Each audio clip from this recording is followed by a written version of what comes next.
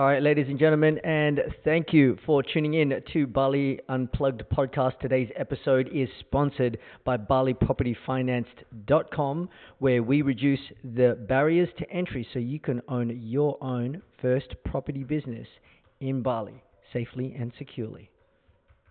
Don't forget to stick around to the end of the podcast because our guest may or may not have a little gift for you. All right, ladies and gentlemen, and thank you so much for tuning into the Bali Unplugged podcast. This episode was sponsored by BaliPropertyFinanced.com, where we reduce your barriers of entry so you can easily acquire a property business in Bali. Gentlemen, and welcome to the Bali Unplugged podcast, your local guide to understanding the Bali business landscape, from tourism, property, experiences, and everything else you need to know about coming to Indonesia. Now, we've got our guest here, Peter Taylor, property consultant and agent, freelance agent, all around Bali. Please fill us in on a little bit about your history, Peter, you know, where you grew up and, you know, those experiences that shaped you to become the person who you are today. Okay, great. Thanks, Chris. Okay, my name's Peter Taylor. I've been experiencing Bali property for the last 20 years. I've lived in Southeast Asia for 24 years, moved in May 2020, and originally from Leicestershire in England. My background was, you know, throughout life generally was sales, entrepreneur from a very young age, came to Asia, was dealing with different financial investments, commodity broker in the UK, dealing with private equity here. I ended up moving into property, and ironically, the first trip to Bali in 2004, bought land, built a villa, then decided, saw what it cost to build and what they could sell for. So then I had a development. And then I've worked in and around areas, say, since then, the last maybe property investment wise, more the last 15 years. Also, I took a couple of years out to do a master's in international business. So yeah, all good. And now living in Bali. I was living in Kuala Lumpur largely since I moved in 2000. Then last full 2 years in Bali, looking at the rest of the world with interest rates, with inflation, etc. And with my experience previously in Bali, it was like the market here is, yeah, it's pretty crazy, as I'm sure you're aware and know. Exactly. Yeah, it is. So I've got a couple of questions here because you said you experienced in, you know, development in Bali. Tell us a little bit about some of the, you know, investments that you've gone into and what made you dive into those investments in particular. Initially, I bought land, I built a villa, and to sort of long story short, that was my first foray into property here, and built a 880 square meter villa, bought land for 70,000, built a massive villa for another 220,000 US, and then saw what it was worth on completion. Now, the guy who I built my villa, and I was working in investments at the time, I said to him, look, why don't we do this on a bigger scale? So we then looked at a 15 villa development, sold very well, between 4 and 6 bedroom villas. The only issue, and this will come back around in our conversations, the only issue we found out later was 50% of the land was actually greenbelt. So it came to a standstill. So the first 50%, amazing success. Obviously, the land price in those days was 50 million per ara, and you know, it's now 500. But it comes down to, I mean, there was so many experiences that I had dealing with that development and dealing across the spectrum, and with that advice that I could give people now, I do get asked very often, oh, would you buy greenbelt land, for example, because they get offered cheap greenbelt land.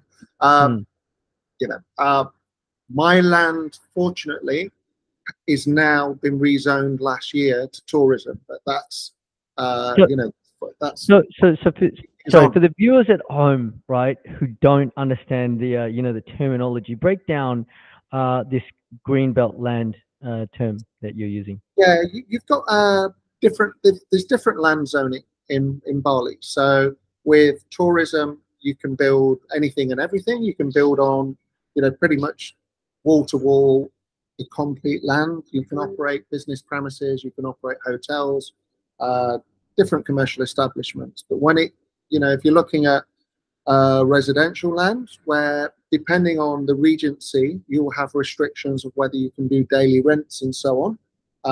That can cause, that could cause issues from an investor perspective.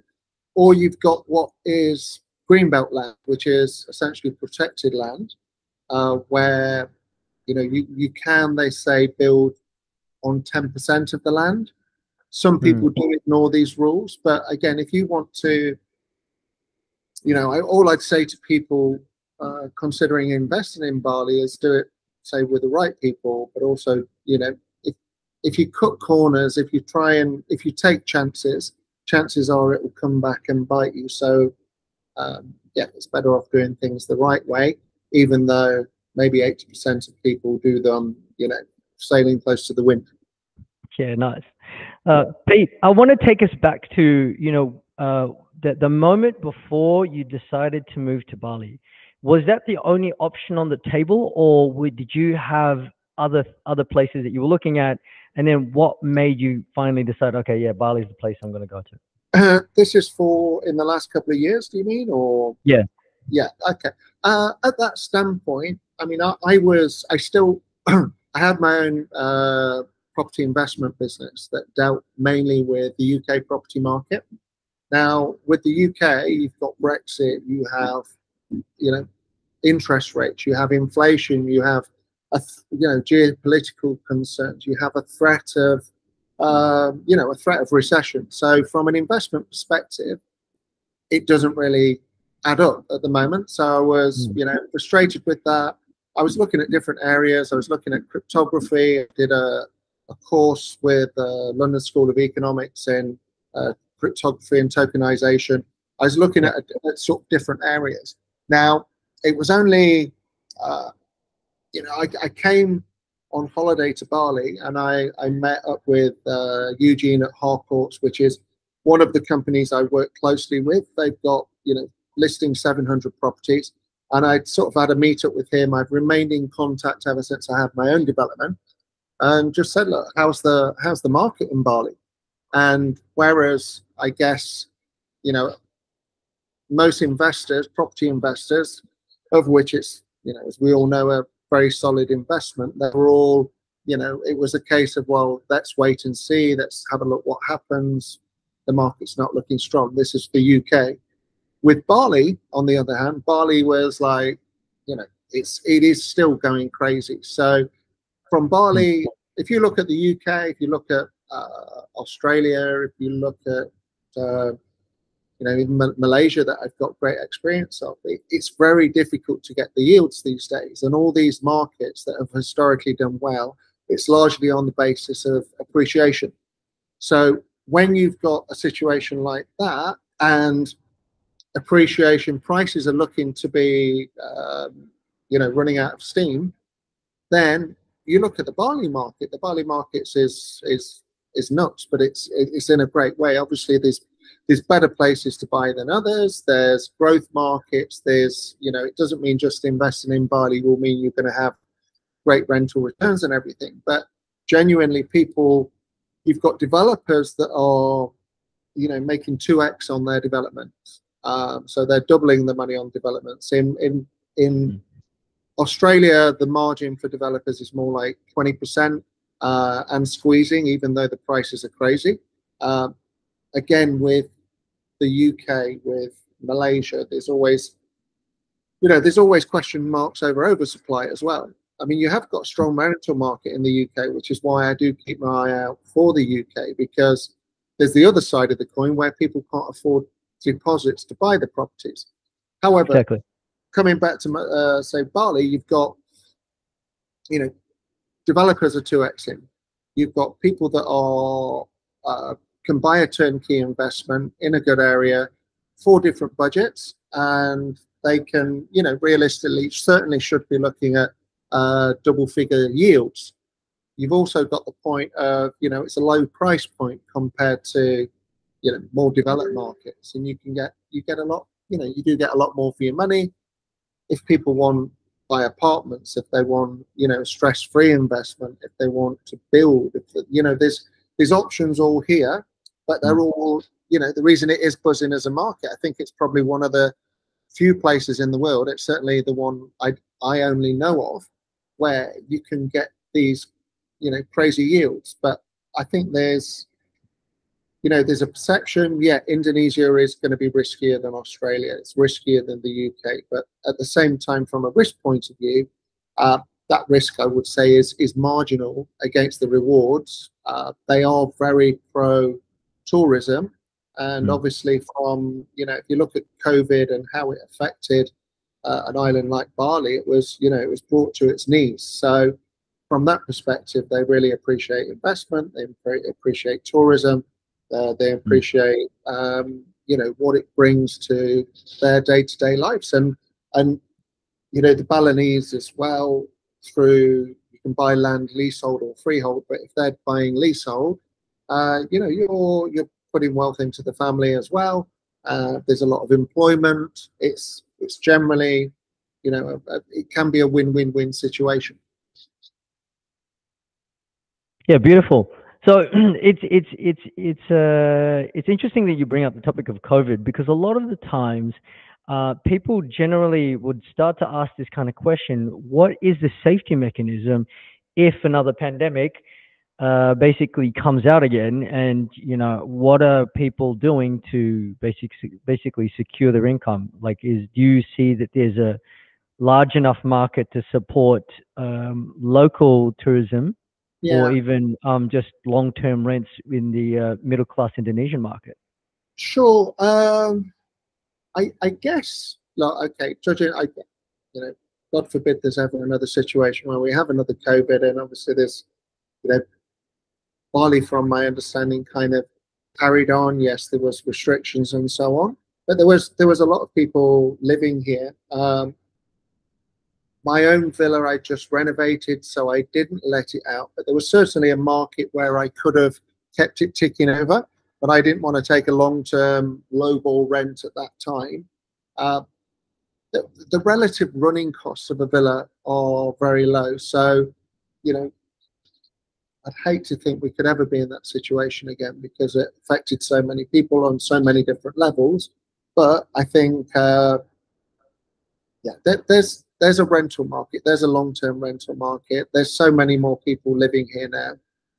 My experience of COVID, unfortunately, even though I have a property in Bali, was in an apartment in Malaysia. You know, I know obviously I'd be staying here, and I think there's a lot more people. The market's a lot bigger now, from a lot more people deciding with their epiphany over COVID of, right, actually, I can live and work in paradise.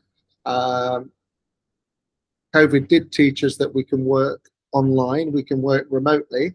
And nowadays, you know, people, as long as you've got laptop, you've got internet connection, you know, to a large degree, there's a big working population. And I think the more people who move, the more that will move. You've also got improving facilities. So new hospitals, you've got better roads, better infrastructure. Yeah, yeah. I've got, you know, I think I mentioned, I've got family visiting at the moment, and my sister's husband was just like, right, I'd move to Bali tomorrow. But why can't, you know, and he can do his job remotely, but unfortunately my sister, she's not, she doesn't like the warmth as much as I do. I can do 12 months sunshine. Gotcha. Beautiful. So you were mentioning, you know, Bali and being able to work remotely. How do you personally balance your personal life and your professional life in Bali? Considering that the life is so vibrant of things to do, yeah. I'm sure that, you know, there can be a lot of distractions. How do you balance that? I guess I'm led predominantly by my work and my work interests, but I do, you know, I do sports here, and there's big there's communities on that side. You can't, I think, it would be dangerous to be part of the holiday scene, which is the main market here. If there is a massive, there's a massive party scene in Bali. There's parties every single night of the week across the island. But I guess, you just draw the balance of what you want in life. There's also a massive health conscious percentage of the population. And you've got the surf and that. So, I mean, I think one thing I do certainly love in Bali, as opposed to maybe in the UK where I'm from, is it's so diverse, and you can do everything and anything. And I like to do everything and anything. And I think there is a work-life balance. Yeah, some weeks I'll work 7 days a week, but I'm doing things that I enjoy. I know people that it's dependent on their type of business, how they draw the work-life balance. What I enjoy personally is, if you have a full-on day, if you're working and you're doing 10 hours, or predominantly my role as it has been, I've always had my own companies and I've always been running my own businesses. So it's not, I've never been a conventional 9 to 5 anyway, and I'm quite happy to have a meeting in the evening or to take a call in the evening, and you just you try and manage that. I like the variety of that. But I think if it comes to the evening, and I've been days when I am catching up on admin and so on, and I've been at my desk all day, or I've been making calls and so on, then it's nice. My dog needs walking, so it's like, okay, how's the weather looking? Right, let's go and take the dog for a walk on the beach and have a coconut. And that's when it's like, yeah, this is really privileged. And obviously, generally the cost of living here is, you get excellent quality, excellent service, just nice people, and I think it's very positive with the majority of people that move here. It's there's a lot of intelligent people over here running the businesses, setting up exciting things, and it's vibrant on that side. So I guess you just try and keep balance with everything. Yeah, go for nice meals, etc., etc. Don't overdo things, impact your work. If you want to go, there'll be something special that you'll be like, right, I really want to go to that event. Then do that. Yeah, well, exactly. And I think Bali has such a diverse melting pot of different cultures coming together from all corners of the globe. Whether you're into yoga, whether you're into fitness, whether you're into boxing, or whether you're into the party scene, or you're an entrepreneur looking to build a new business, or establish your own company. I really think that the vibe, that the cosmopolitan vibe that the island brings is amazing. And I guess this leads me to my next question, Peter. Is how has Bali influenced your personal growth and development? I guess there's opportunities that arise, and it's okay. I wouldn't say it's certainly not. It's not a rat race. You do see in Changa, it feels like that. But when you see so much happening all the time, it's a case of, right, I need to be involved in some of these things. There's opportunities. There's great opportunities to do well. There's business opportunities. And I guess from a personal growth perspective, it just, it really does feel like it's happening. So, I mean, where we met initially at a networking event, again, meeting so many people that night, it infuses you. It's just like, yeah, right, this is... And it's not your typical networking event. It's like, tell the audience about what happened on that night. Exactly. Yeah, no, it's just dealing with a developer I work very closely with, and I think he's probably one of the best, if not the best, on the island for how he's structured his properties. But no, I mean, we go there. It's a fairly young crowd. There's a DJ.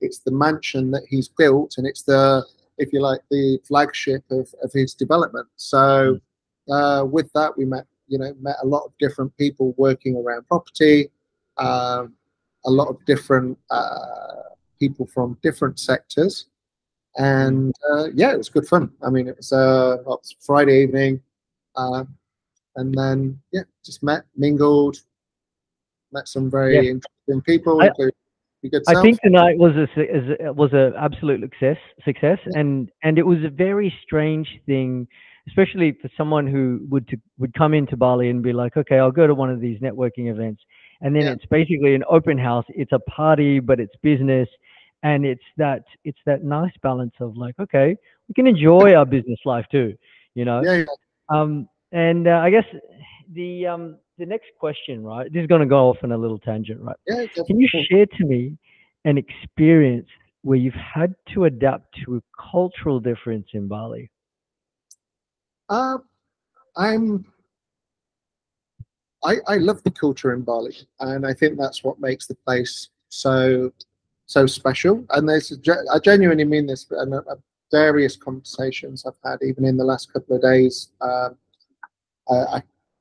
client I met on Saturday morning, and we were just saying that they were talking. They were from Sydney, and it's anyone and everyone. They're just like, you sit in there, you go to a restaurant, and just the general attitude of the people, say, working in the restaurant, or the people you meet from time to time. But it's because Bali always centers around its religion, but it's as religions go. Um, it's just a very nice, giving, happy religion, and I just think with it. I mean, take it the other day. I was coming back from Ubud, and it was the day before in Yepi, which is the day of silence, when the airport closes, when everything closes, and you're not supposed to use lights or anything. But the processions were going through the streets and everything else, and you just have to. I think you should. Anyone coming here, you have to respect people, respect the customs, and yeah, okay, the traffic jams were crazy because it's their streets and everything else. But if you're the sub person that's going to get angry with that, then you really shouldn't be on the island. I think it's Bali's all about harmony as well, but it's very harmonious with generally. I mean, obviously you hear the stories. There is the odd idiot, but you're going to get the odd idiots anywhere. But I think as a general rule, the Balinese are just positive, nice people, and if you be nice to them, they'll be, it's nice to be important, but it's important to be nice, and yeah, just do that. But sorry, going back, my own staff have worked with me since my house was built in 2005. Love them to pieces. They're like family, and I'm just like, you tell me when you have ceremonies you need to go back to. I'll block off the calendar. Within Yepi, okay, you can't go out. It's like, okay, well, it's a day of reflection, they say anyway. So you do as you do. Yeah, I guess it's a common recurring theme when I'm having these discussions with people, and it's always centered around the Balinese, especially the Hindus, have a lot of holidays because of their religious traditions, and they've got to do night prayers late in the evening and whatnot, and it's just getting used to that as a business as well as someone who's traveling to Bali. And it's Yeah, funny you mentioned that because especially the whole roads thing, right? Because when I first came here, I noticed myself getting like when I'm on the roads, it's easy for me to drive, and I could see like as frustrated as I would have gotten if it was in Australia. yeah, yeah. It just didn't bother me as much that people were cutting me off because I would just pretty much do the same thing. But every time I went back to Australia, I'm like finding myself. I got road rage, and I'm like, oh man, I miss And Bali. it's because somebody cuts you up here, and then they sort of go, "Oh, sorry," with a big smile, and and you sort of, I They don't know. talk with their hands on the bike, and it's like, It's generally yeah. just a niceness about it, and I think Mm. for the people here, I'd say it's good to give back. The people are nice, and for anyone coming, I don't know. I think it's even another conversation. Say with I know some people love with Thailand and prefer it there, and they're like, but there's an undercurrent, whereas in Bali it really is. I don't think in 18 years, 19 years I've ever seen, say, even with the people that work for me, when yeah, I don't know. He's always smiling. He's always So relaxed and happy. Yeah. yeah. So Well, it's that's a beautiful thing about Asia, and I think that's why a lot of people are starting to move from the west to the east, is because yeah. Asian countries just have this consistent positive vibe. Doesn't matter what trial or tribulation people are going through, they're happy with what they've got. There's the charm, and yeah, it's being content, which I guess in a lot of the West that we're not. And again, conversations I've had on, if you're looking at, Bali isn't the finished article. It's, there are rough edges, but the people, especially with, Australians, and conversations I've had there all the time, the nanny state Australia, they're just, this is crazy. They're frustrated as hell by it. And then they come to Bali and they're like, okay, we can live for a fraction of the cost. The life is, you can't expect, I think service is like off the charts in Bali, actually. In most restaurants, it's amazing, and they're lovely people and welcome, and they very rarely get anything wrong, and da da da. You might get the odd thing. It's like, okay, why did you do that? But other than that, the service is impeccable. Yeah. So, but there's people, well, that road's not as good as they are in da da da or whichever. I like the even living in Kuala Lumpur as opposed to Singapore before, I like the rough edges. I like the not the unpredictability sometimes with it, and the grittiness of the city. Yeah. Yeah. I mean, I think it's and then with the climate, I guess, you've got rainy seasons, but a lot of the time it just rains at night, which is perfect, and then it just works on that side. And at least it's not gloomy as hell for from where you're from. The UK is like it's all grey all the time. Yeah, and gets dark at 3 or 4 in the afternoon. Yeah, it's great in the summer, and but yeah, when it's okay, here's consistently 6:30, 7 o'clock gets dark, but it's nice to have the sunshine. It's a good contrast to be able to live in multiple different countries and then finally land in Bali and then realize, oh, this is paradise. So a lot.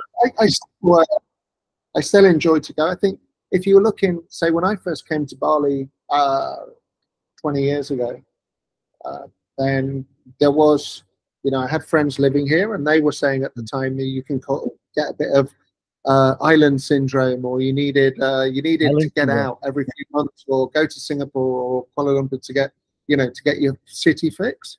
Whereas I actually think now, I mean, even taking established entertainment venues like Kudetara in Seminyak, which was the pioneer for beachside restaurant stroke day club with nice music and sunset places and things like that. That was where we were 20 years ago with the market. Now there's probably of similar ilk, but towards different markets. There must be probably 30 plus now. Even in the south of Bali, there's at least 12 on the southern peninsula, whether it's Savaya to Sundara to Ulu to El Cabron to Roosterfish to Crazy. So what I was getting at there, people, you don't get island syndrome anymore, because even there's nothing that Bali's lacking, but at the same time it's so diverse. So there's so many things you can do, and even I enjoy scuba diving, but that's maybe once a year I'll be like, okay, let's go scuba diving. You've got the golf courses, you've got the mountains, you've got there's good at say. There is great communities for expats considering coming here as well, because even with different sports groups and schools and different communities, it's very welcoming. Even with myself, this time coming back full time for the last 18, 24 months, for me, a big thing was joining, say, the sports team. And all of a sudden, overnight, I've got like a great community of people that everybody's in the same way. Everyone looks out for each other. Everyone, great camaraderie. Oh, it's And beautiful that you can just plug into any community and it's like you feel sort of instantly welcome in Bali. yeah, yeah, very much so. So, You don't see. Pete, Pete, one of the biggest things, as a foreigner coming into Bali, especially as an Australian, we have a lot of misconceptions about Bali, especially if we haven't experienced it. But in terms of you as someone from the UK and lived in multiple different countries around the globe, what is your experience around the misconceptions? Like, do you guys get the same sort of misconceptions of like how Bali is? Uh, in what manner? So, for Uh, example, there's a misconception that Bali is a place full of bogans, like where Australians just come and they just treat the island like garbage, and there's a lot of pollution and yeah, just things like this, which okay. usually gets Well, dispelled once people get here. yeah. I mean, I think I commented on this with your friend Rick the other week that there's a perception with island life that you're going to get, okay, people who live here or there's a lot of bums. But there's a lot of people here. There's a vibrancy, there's an energy, there's a lot of people working. From if you like, the Bogan perspective, I'm sure, there's different areas of Bali that attract different people. So, and a different class of people or a different ideology of people. So, Hmm. um, there's different ilks, but so, no, I mean, I don't. I guess, okay, if you go down to Kuta, but I mean, since whenever I've come to Bali, Mhm. and it's no disrespect or to Kuta, or we go there to go to the water park, which is one of the best in the world. But generally, Kuta, I'd give a wide berth, and ever since I came here in 2004, I pretty much guarantee you, anybody I've spoke to or heard of who doesn't like Bali, I would say they went to Kuta, didn't they? And it would work like that. So, Yeah, that's true. It's and, good. no, and say Saminyak's evolved. It was more of a higher class market, and then it's evolved more families. There's Mm. obviously a vibrancy, and there's a lot of people living in Canggu, which has grown out of essentially nothing in the last 15 years. Mm. Uh, the south is developing fast with Uluwatu and Bingin, but I still think the beauty of the south, it still retains a lot more of a surf culture. I think it's more beautiful down here. You've definitely got the best beaches in Bali. In the south, it's Yeah. you be on a surfboard and it's 5 meters deep, you can still see the bottom. It's different to when you're up, say, towards Seminyak, that area. But it's a different vibe when you go out in the evening, when you're in restaurants and people are playing music, or you've got entertainment, or even the nightclubs and things down here. But it's diverse as well. There's something for everyone. Mm. The south has lacked, which has stopped a lot of families living in the south. It's lacked a decent Schooling. international school. Um, Yeah. Okay. Now, I believe they've broken ground on that now. You've got the ring road that's going to go around the south of Ulu. Bali Way, which will tie up to the Sunset. road tie up to the toll road above Nusa Dua as well, and Ah, it'll yeah, go the toll road. to Jimbaran. So when you have those facilities in the south as well, you're going to see, I think of most of my friends with families that I play sports with, they're like, God, I love it where you live. We live there in a shop, they just haven't got a decent school. Well, that school's coming. And with that, I think from a living lifestyle perspective, but also from an investment perspective, that's the place to be looking to Yeah, put money. nice. So basically, what you're saying is Uluwatu is definitely a good place to look at, and it's a good potential hotspot because of the new infrastructure that's being looked at by the government to be put in place. Certainly. I mean, I my own house is here, but I'm mostly 90% of the time anywhere between Tanalot and Uluwatu on a day-to-day basis. Yet sometimes up to Ubud, sometimes to the east coast, once in a blue moon to Lavina. I think the whole of the south is there's an undersupply. And yeah, there's a lot being built, but there's a lot happening. And what I was going to say, with the meeting I had on Saturday morning, I went to meet them near Big Inn, and I was giving them a bit of an education of the area. And we were just out on scooters and stopped for a coffee, and we were talking about the development and opportunities.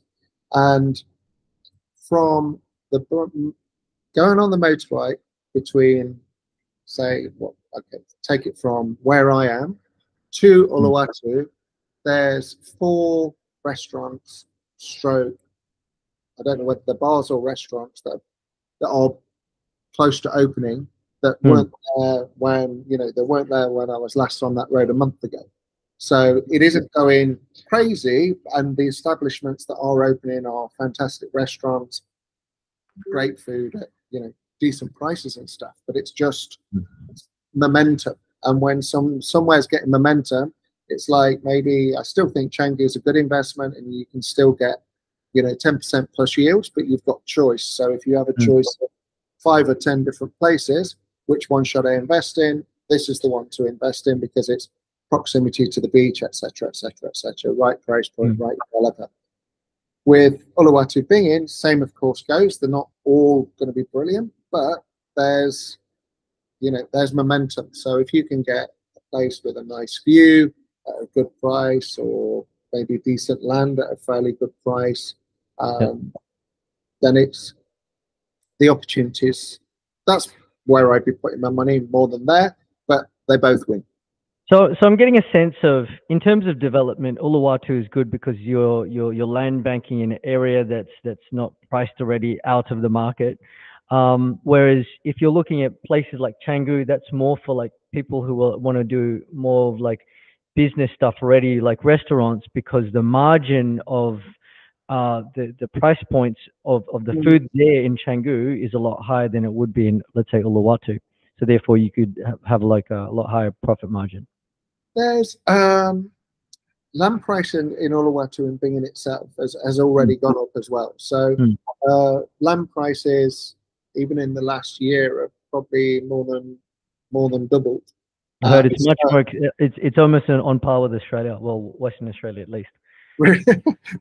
So it's look, what land I was doing one deal, and someone wanted, the land was for sale for 13 million per hour per year, and one of my investors wanted to buy it, and we went back to the vendor, and he said, no, I want 21 now. Ironically, and this is really only in the last 18 months, now you're looking more at the 30 level, 30 million per hour per year. So with that, you've also seen there's a movement towards Balangan, which is, you've got, I guess, which is more closer to me actually, but you've got obviously Jimbaran at the bottom, then Balangan's the first one, then Dreamland, then Bingin, and so on. So because developers are being outpriced in the market, they are then moving to close by market. So there's options. It really depends what people want to do. Yeah, you can look at Bingin. There's some great hilltop land with phenomenal views, but then for developers, they're moving there. It depends on people's goals and budgets. So even with the Harcourts, who I'm sales partner with, they've got, I don't know the listings at the moment. They're trying to cut it down, but it was above 700, say above 500. If someone comes and like, Pete, where would you invest? I've got 500,000. I've got 1 million. Not interested in building, or can you introduce me to a reputable builder, or can you introduce me to a decent architect? And it's the opportunities are there, but it's totally on an individual basis of what someone's goals is, what they'd want out of it. But I mean, basic bottom line is, yeah, you get great yields in Bali. Properties can pay for themselves sometimes in 5-6 years. Compared to other markets, that makes a lot of sense. So how do you, Peter, how do you see Bali's future in both terms, in terms of both its economy and its role as a global entrepreneurship hub? Yeah, there's Okay, I guess from a entrepreneurship hub, uh, people do love living here, and with that, I think the more people that live here and love it, and their friends hear about it, and they come over, or even when I'm out and about and I meet people that are here on holiday, and they're like, "What? You live here? That's so lucky, so fortunate." And we are so, we are extremely fortunate to be living here. I think it will grow with that, because the appeal, the diversity, the more that come, the more that will. And it's just a great way of life, great standard of living. Yeah, okay, different areas, looking at negatives, different areas have traffic issues. I'm on a motorbike all the time. That's better. There's yeah, of course. You can't get anywhere around here with a car. No, or it depends where you live. If you're over in Canggu, definitely don't do that. But then, depending where you want to live, there are, there's infrastructure projects. So I think it is playing catch up a bit because of the popularity of Bali. But somebody sent me 2 days ago a rail map for the whole of Bali. I'd love to see that. Yeah, I'll flick it over. I haven't seen it before, but you've got road projects. You've got the it's a LRT, light railway system. There's projects that need to happen. So I think, I put it in.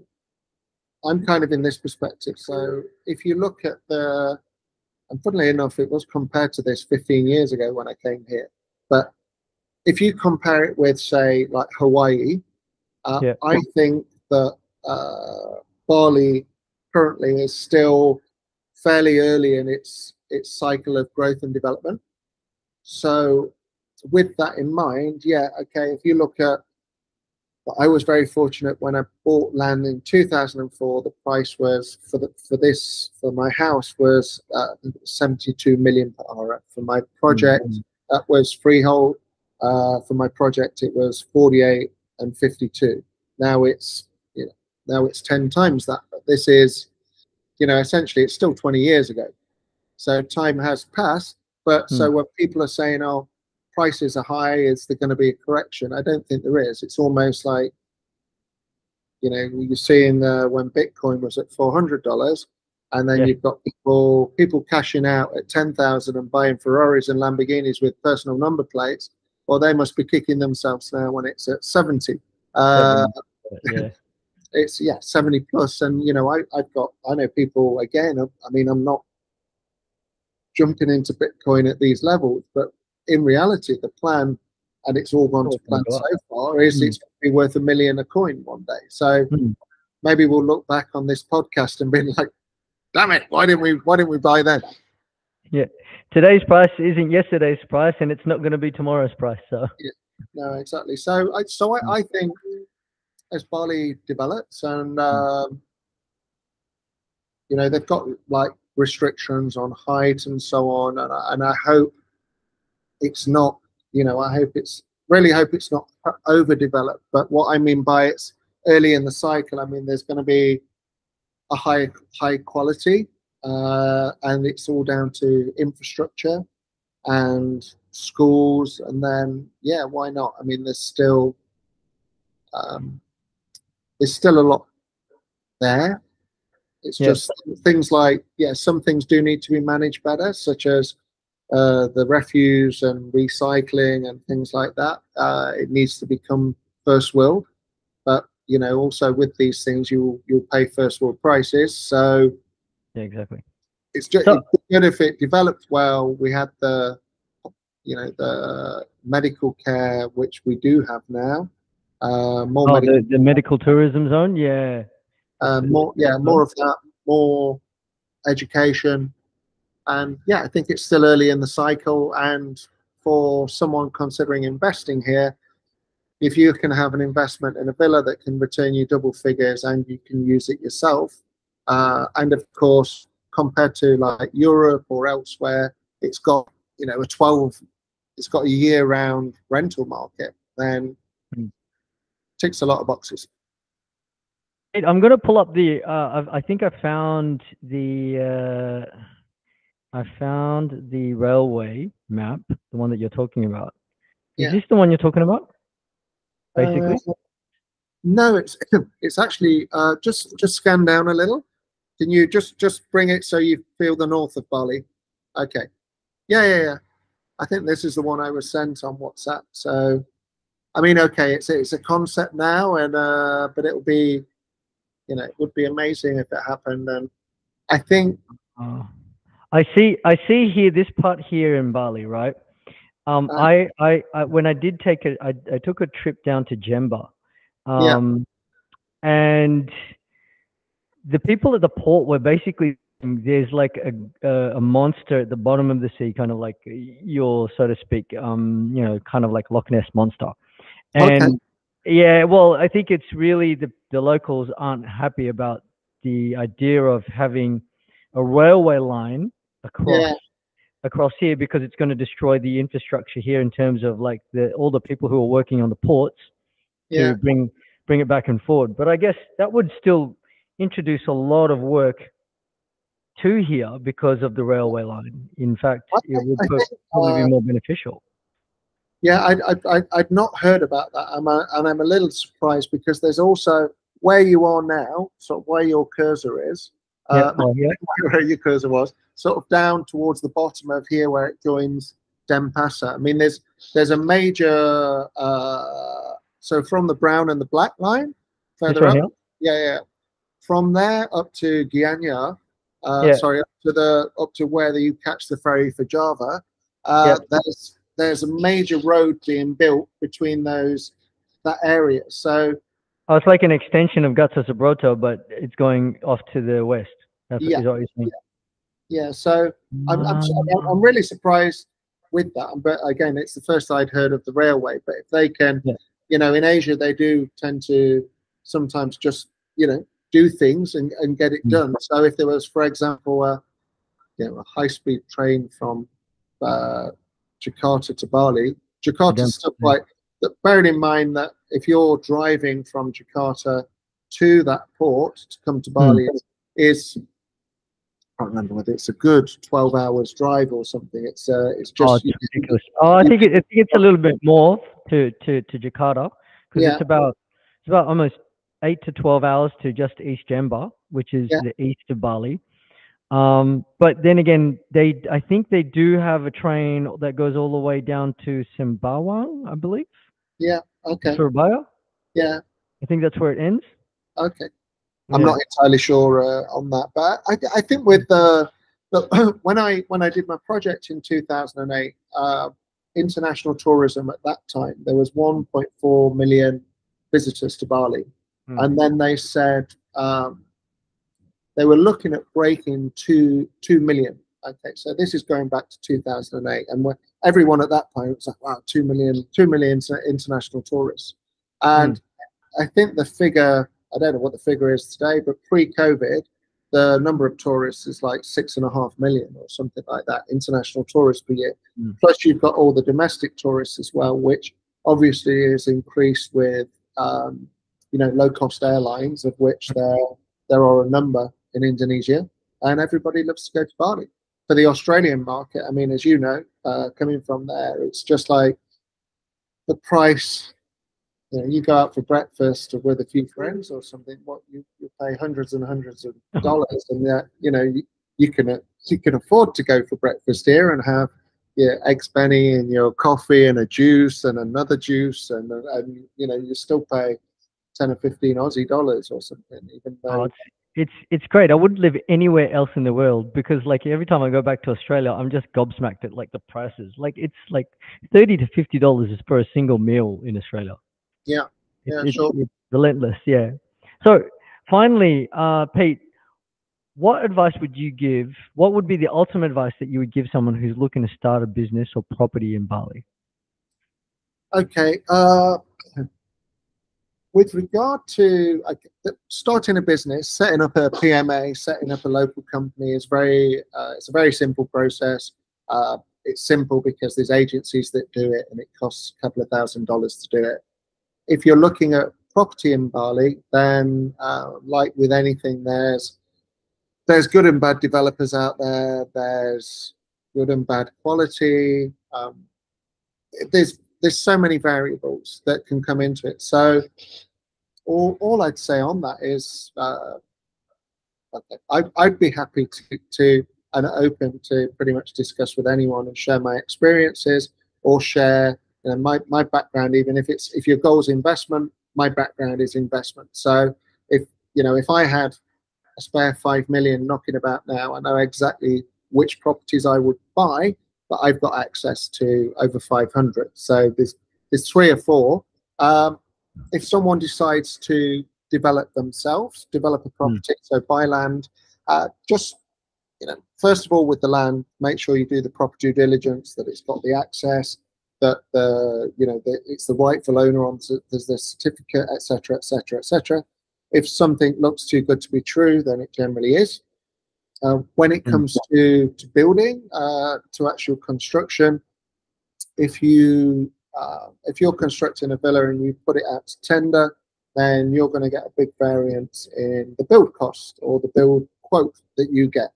But my real thought or real advice would be, don't always go for the cheapest, because if you're cheapest and you've not got someone watching them, then the quality is not going to be there. You're going to have leaky roofs. You're going to have this, that, and the other. There's going to be, as I experienced, there's supplies coming in one door and there's supplies going out the other door, and etc., etc. So it's cheap enough to build in Bali to, use a reputable builder, get, pay that premium, use somebody who's, maybe of a, certainly an international standard, and pay that bit extra for peace of mind. Otherwise, if you're here and you're going on site every day yourself, then okay, you can manage it. Yeah, you can manage it. But if otherwise, for peace of mind and for quality build, use someone who's got some integrity and so on. And someone who's reputable, someone who you can trust. They've shown that. Yeah. Someone who's got a track record, someone is in Bali for the long run. I mean, I know guys that are, let's say, Australian, Kiwi, South African, some European developers that are, they're around here and they take great pride in their work. And you can see their past developments. They've got a great reputation, and I'd prefer to pay 30-40% more and have that peace of mind and insurance, because you're talking about resale value as well at the end of the day. Have that and deal with people that have got reputations or who you can trust, or tap into. I do see with some people who come here and they've got, they can have I think in life they'll have a suspicion about everything and anyone. It's like, okay, it's fair enough to have that, but also, suck the knowledge from the people that have actually got the experience. So if you're an expert in your field and you're a mechanical engineer in wherever, whichever part of the world, then, use that service. Or there are people here that have, even like, okay, with myself, I don't plan. I'm loving living here, and I'm here for the long run. So it's always good to give people, try and give people the right advice, and happy to help them out and happy to be in this, happy, generally positive environment. That's it. That is some excellent advice, Peter. Thank you so much. It has been an absolute pleasure having you on the podcast. Now, is there anything you want to plug for the end of the podcast? Anything that you want to be able to offer to the viewers in the Bali Expats community, as well as the Bali Travelers Information Hub? Okay. First of all, it's been a pleasure. It's been a good chat. First podcast I've ever actually done, so it was it's fun. Anyway, it's good to chat with you. From the perspective of look, what I can offer, I've got tie up with company here. I deal with developers here. I've got a lot of experience here, a lot of contacts. So if anybody wish to look, feel free to reach out to me. They find me on LinkedIn, or I guess, I don't know, with the podcast, if you can list my credentials. I'll upload it into the bio there. So yeah, just reach out, and I'm happy. I don't mind. Okay, people say there's nothing as a free lunch, but I don't, I'm happy for people to pick my brain. So if you call me and ask me, hey, look, I saw your podcast, can I ask you just about this? I'm happy to help, because even if you're not somebody who's looking to perhaps put business my way, hopefully you'll know people that are. And also, if you're looking for, all I'm saying, I'm here if people want questions, if you want advice, if you want help with finding a property in Bali, or if there's any things you're unsure of. I have got the experience, so feel free to tap me up, and I hope I can help you out. Nice, beautiful. All right, thanks guys, thanks for watching, and we'll see you later. Yeah, awesome, Chris. Nice talking. Take care.